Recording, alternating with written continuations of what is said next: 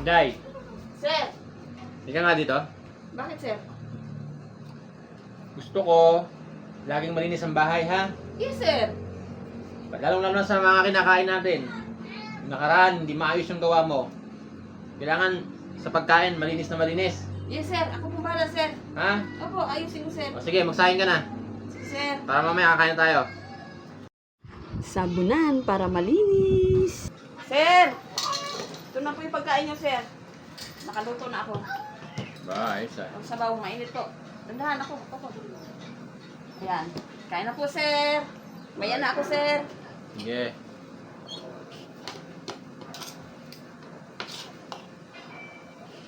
Mamaya na ako mag-uulam.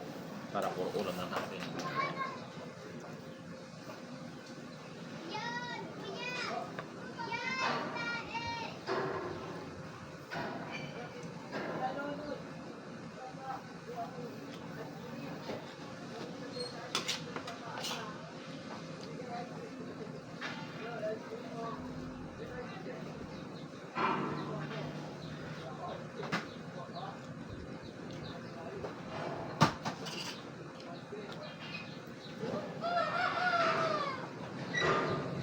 Inday, Sir.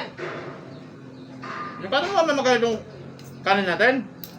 Yes sir, malinis yan sir. Hinugasan ko yung maigi. Ba't ang lasa? Bakit po? Ang sama ng lasa? Malinis yan sir. Sa katunayan pa eh, ginoy ko pa nga yung bigas eh. Para malinis na malinis, hindi tayo magkakasakit. Walang germs. Nabiya ka. Ano naman ginoy? Ha? Para malinis nga sir, bilhin nyo eh. Walang niya ka talaga, walang niya ka talaga, wala ka talagang kwenta. Ito na yung tiyan ko sa'yo eh.